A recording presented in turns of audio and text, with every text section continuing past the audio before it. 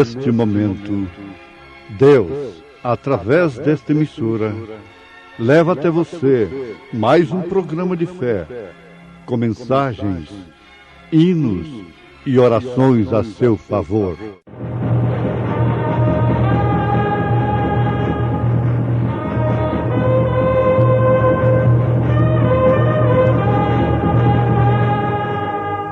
Fé para vencer. Somente crer, somente crer, tudo é possível, somente crer. Pois também eu te digo que tu és Pedro, e sobre esta pedra edificarei a minha igreja, e as portas do inferno não prevalecerão contra ela.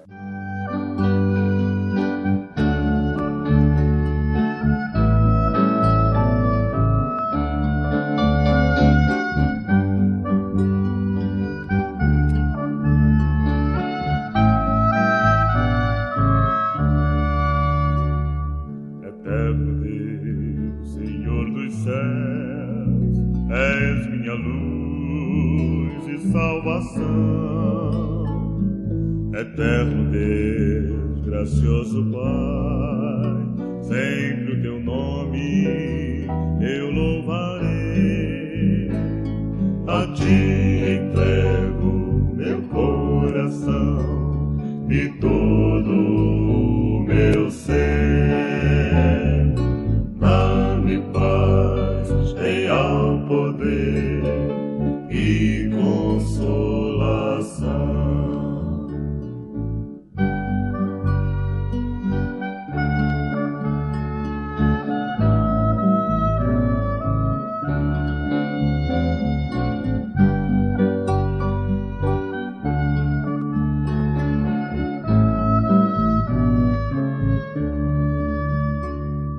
Eterno Deus, bondoso Pai, meu bom pastor, vem me guiar,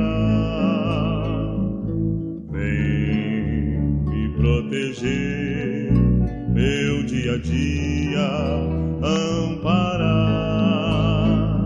A ti entrego meu coração e todo o meu ser.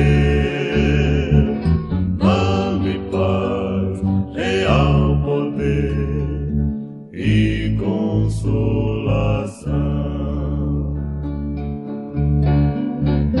Testemunhar com vida e transmitir o amor, louvar sempre o teu nome a cada instante, a cada dia.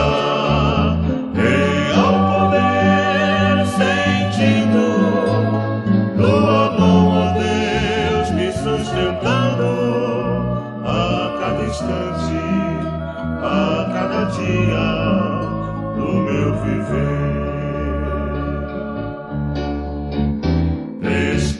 testemunhar com vida e transmitir o amor a cada instante, a cada dia do meu viver.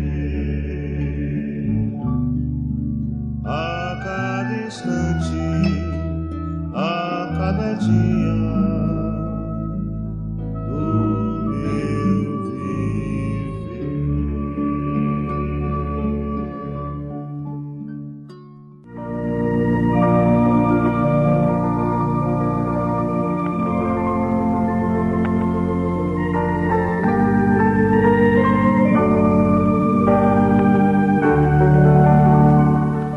E Simão Pedro respondendo disse: Tu és o Cristo, Filho de Deus vivo. E Jesus respondendo disse-lhe: Bem-aventurado és tu, Simão Bar-Jonas, porque tu não revelou a carne e o sangue, mas meu Pai que está nos céus. Pois também eu te digo que tu és Pedro, e sobre esta pedra edificarei a minha igreja, e as portas do inferno não prevalecerão contra ela. E eu te darei as chaves do reino dos céus, e tudo que ligares na terra será ligado nos céus, e tudo que desligares na terra será desligado nos céus. São Mateus capítulo 16, versículo 16 ao versículo 19. Temos lido na Bíblia Sagrada a Palavra de Deus. Ainda em São João capítulo 20, nós encontramos no versículo 23, Jesus dizendo: aqueles a quem perdoardes os pecados, lhes são perdoados, e aqueles a quem os retiverdes, lhes são retidos. São João 20, versículo 23. Isso está mostrando que a igreja de Jesus aqui na terra é o seu corpo. Porque aquele que está ligado no corpo de Cristo está ligado nos céus. Mas aquele que está desligado do corpo de Cristo está desligado nos céus. Não é propriamente aquele que está ligado numa organização religiosa, com seu nome num livro de rol de membros de uma organização religiosa, mas aquele que está ligado no corpo de Cristo. É porque ele tem o seu nome no livro da vida do Cordeiro desde antes da fundação do mundo. E a essas alturas, esta é a única coisa que interessa ao Filho de Deus. É saber se o seu nome está escrito no livro, não de tal igreja ou de tal outra igreja, mas no livro da vida do Cordeiro desde antes da fundação do mundo. Por isso, ouvintes, nós não devemos querer estar numa meio-igreja que tem parte da palavra de Deus apenas. Nós devemos anelar com tudo que temos estar numa igreja verdadeira, ou então em nenhuma igreja. Nós desejamos ser cristãos verdadeiros, ou então não ser nenhum cristão. Jesus disse que seria melhor assim, ou ser tudo ou ser nada. Sim, sim, não, não. Jesus disse que nós deveríamos servir somente a um Senhor. Isso faria da igreja uma verdadeira igreja.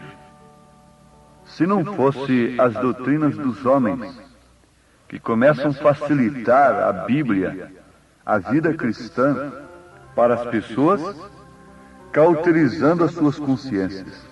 O que significa que, quando chegarem diante do juízo eterno, elas sofrerão uma decepção tremenda ao constatarem tarde demais que elas nunca estiveram ligadas no reino dos céus, mas sim a uma organização religiosa que não serviu para nada mais nem nada menos do que uma cauterização de suas consciências. Então vamos desejar, de coração e de alma, sermos verdadeiros cristãos. E para tanto, é necessário que soframos uma libertação total dos nossos hábitos, dos nossos pecados, de nossos pensamentos malignos, de nossos feitos malignos. Sejamos libertados da nossa negligência em relação às coisas de Deus, em relação à oração e à vida vivida. Seja o que for que temos feito, devemos sofrer uma libertação total. Isto só pode operar através do batismo do Espírito Santo. O batismo do Espírito Santo é Deus circuncidando o coração do homem e da mulher que tem aceitado a sua palavra. É o selo do Espírito Santo selando a fé do homem, do crente, na palavra de Deus. Então, nós desejamos uma libertação total, para que então, quando as pessoas entrarem nesta igreja, se aproximarem de nós, elas possam receber tudo quanto elas deveriam receber de Deus. As bênçãos naturais, Deus derrama sobre os maus e os bons, independente da sua igreja, independente do pastor, independente dos seus mensageiros. Ele derrama chuva e o sol nasce sobre todos e o oxigênio está aí, preservando a vida. Ele dá o crescimento dos alimentos, das árvores, das fruteiras, não é? E demais coisas. Mas bênçãos espirituais é somente através de sua igreja, somente através de seu corpo, que é liderado, segundo Efésios capítulo 4, por doutores, mestres, pastores, evangelistas. Deus leva estas bênçãos, derrama as bênçãos da sua palavra através daqueles que pregam a palavra. Portanto, ninguém deveria ir na igreja buscar outra coisa a não ser a palavra de Deus, ser corrigido. Nós deveríamos ir à igreja com a intenção de vermos o que está errado com a nossa vida. Não sujeitarmos a igreja à nossa posição social, aos nossos títulos, às nossas famas, à nossa riqueza, nem coisa alguma assim. A igreja deveria estar como um sal, como luz, e as pessoas deveriam ir à igreja somente para serem corrigidas e prestarem assim uma verdadeira adoração a Deus. Não para mostrar vestes, não para fazer dos seus corredores uma passarela de desfile de modas e exibição de sexo até. Não. Não para fazer uma demonstração de capacidade intelectual nos discursos. Nada disto. A igreja está na terra como corpo de Jesus.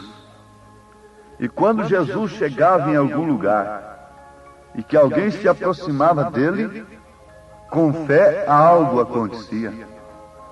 A hemorragia se estancava, a morte era repreendida, os cegos enxergavam, os mudos falavam, os demônios eram expulsos, mas também o azorrague de Deus trabalhava para purificar o templo.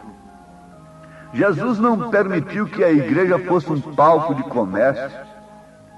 Jesus não aceitou o comércio dentro da igreja. Não. Ele tomou o azorrague e virou aquelas mesas daqueles cambiadores, embora estando vendendo coisas da religião, pombas, naturalmente cordeiros, bois para o sacrifício. Ainda que eles estivessem vendendo Bíblias dentro da igreja, Jesus teria virado as suas mesas carregadas de Bíblias e dito: vai vender isso lá fora. A minha casa será chamada casa de oração. Essa é a própria Bíblia, essa é a própria palavra de Deus, porque a Bíblia não contém a palavra de Deus, ela é a palavra de Deus, sendo, portanto, o próprio Deus, porque o homem não é mais do que a sua palavra. E pela palavra do homem você conhece o seu caráter. Jesus Cristo é a palavra. Então, veja só, se a igreja tomasse seu lugar devido, diz o profeta, e que as pessoas soubessem que a igreja estava ali, justamente como um espelho, como um sal, como luz, então a coisa seria totalmente diferente. Para pertencer à Igreja de Jesus, não depende de um título. Para pertencer à Igreja de Jesus, não depende de capacidade intelectual e nem tampouco de ignorância. Para pertencer à Igreja de Jesus não depende de dinheiro. Depende de ter nascido nela. Depende de nascer de novo. Depende de ser escolhido desde antes da fundação do mundo e ter o seu nome no livro da vida do Cordeiro, desde antes da fundação do mundo. Para aqueles que conhecem a Bíblia Sagrada, ora, esta mensagem é simplesmente a exposição da palavra. Ela não poderia nunca ser falsa, a não ser para aqueles que, tendo torcido as Escrituras, tem amontoado, atraído sobre si um juízo tremendo do engano. E Deus tem enviado o espírito do erro para que eles creiam no engano. E eles estão em suas marchas insuperáveis, que ninguém pode barrar, crendo estar fazendo um serviço para Deus. E isto é verdade, porque veio um espírito do erro e cegou os seus entendimentos. Veio da parte do Senhor e fez com que eles crescem na mentira do dia. Porque se você não crê na verdade do dia, você terá de crer automaticamente na mentira do dia. Agora, quem prefere crer na mentira do dia? A mentira do dia estava representada por Barabás, o homicida, mas aquilo representava aqueles que o escolheram. O caráter deles diante de Deus era tão baixo, era tão condenável quanto o caráter de Barabás. Mas vejam se eles quiseram escolher o caráter de Cristo, sendo ele a verdade encarnada. Foram homens pervertidos, foram homens corruptos, foram homens sem inteligência, sem estudo, sem preparação teológica, que escolheram a Barabás? Não, foram justamente eles.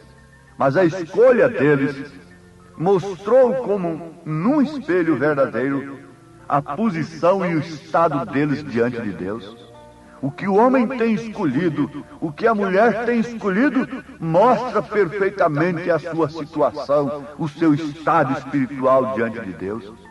Isaías, o profeta evangelista do Velho Testamento, usou aquela expressão terrível, como vendo aquela cena, dizendo: suas mesas estão cheias de vômitos. É o que Deus estava vendo nas suas solenidades, nos seus cultos cheios de ordens sociais, de aparatos humanos. Oh, ouvintes, isso deve nos dar uma sacudida nesse instante. A Igreja de Jesus estaria edificada sobre aquela tremenda revelação, e as portas do inferno jamais prevaleceriam contra ela, disse Jesus, e nunca prevaleceu.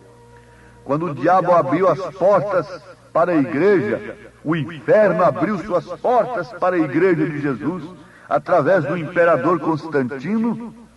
Veja se elas prevaleceram. Prevaleceram sim, para a falsa vinha, para a falsa igreja. Até hoje existem teólogos que dizem que o imperador Constantino foi um salvo, foi um homem de Deus, foi um instrumento nas mãos de Deus. Como eles estão chamando hoje, feiticeiros de apóstolos de Deus. Não é o mesmo Espírito? Não é a mesma coisa operando? Satanás não mudou. Se Jesus não mudou, é o mesmo ontem, hoje, eternamente, Satanás é o mesmo ontem e hoje.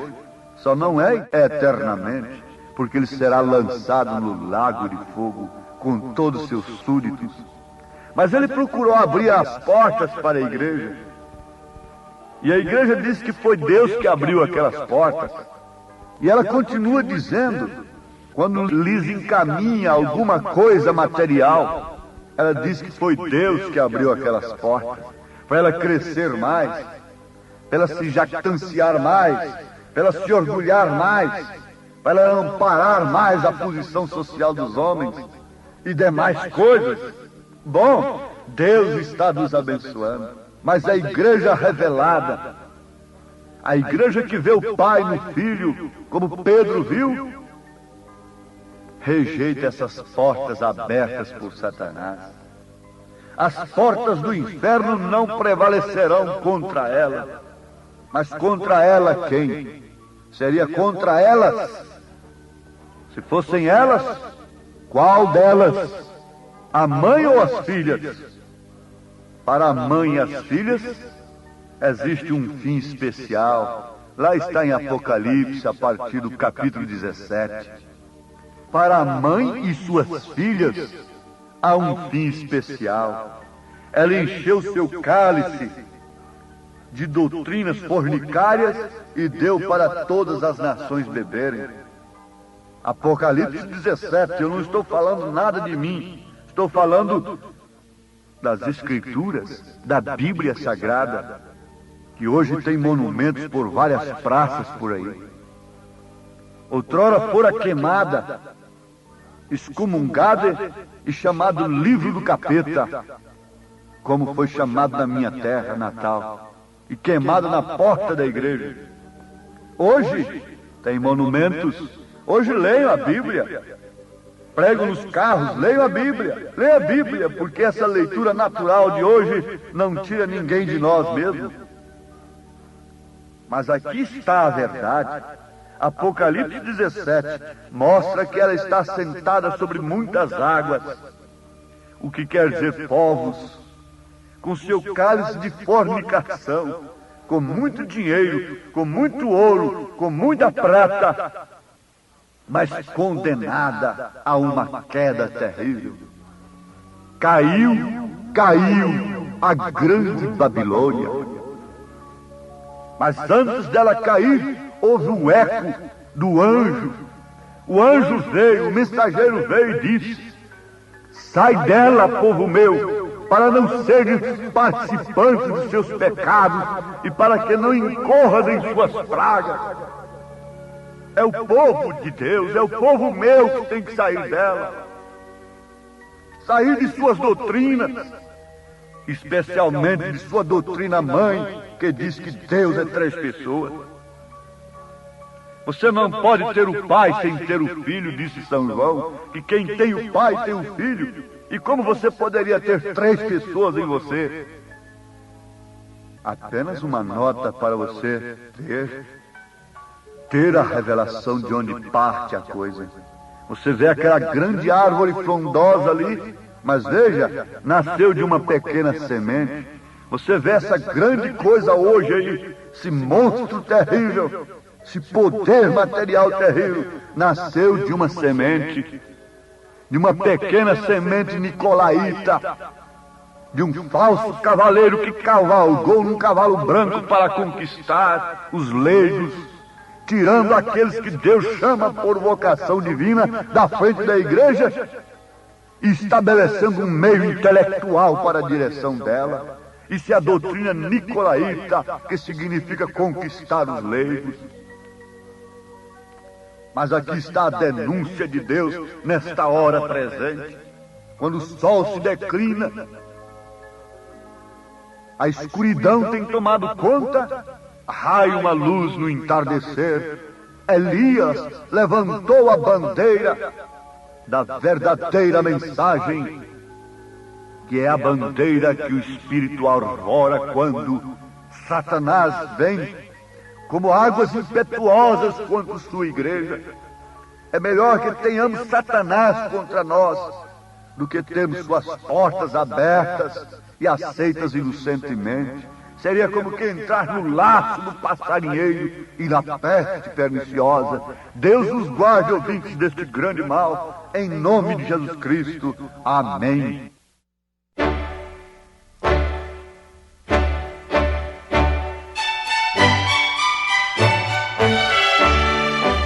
Ouvintes, voltem a nos ouvir amanhã novamente, neste mesmo horário, nesta emissora, se o Senhor nos permitir, com fé no Filho de Deus, a fé que vence o mundo.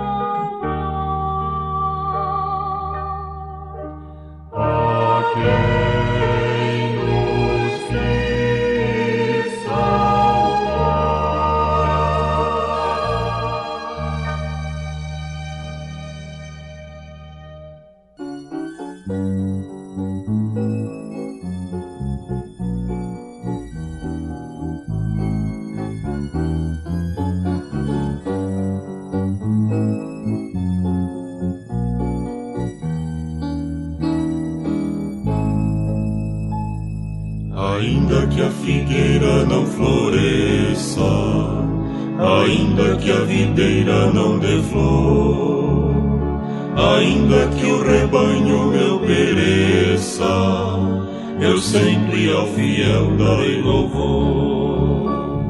Se for preciso estar sozinha sempre, sem nunca ter alguém para cuidar, temendo amanhecer ainda à noite, teu nome nos meus lábios há de estar.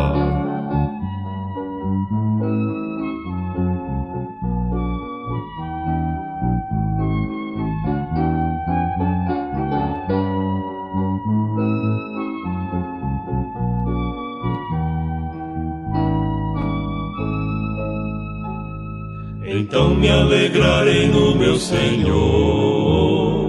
Perdão, ó Pai, teu servo se exaltou. Tu sabes quantas vezes me faltou louvor, E abrindo a flor meu cântico parou. Mas teu amor é como o orvalhar, e teu favor sempre há de me cingir. De novo então ensina-me a cantar, mesmo se a figueira não florir, mesmo se a figueira não florir, mesmo se a figueira não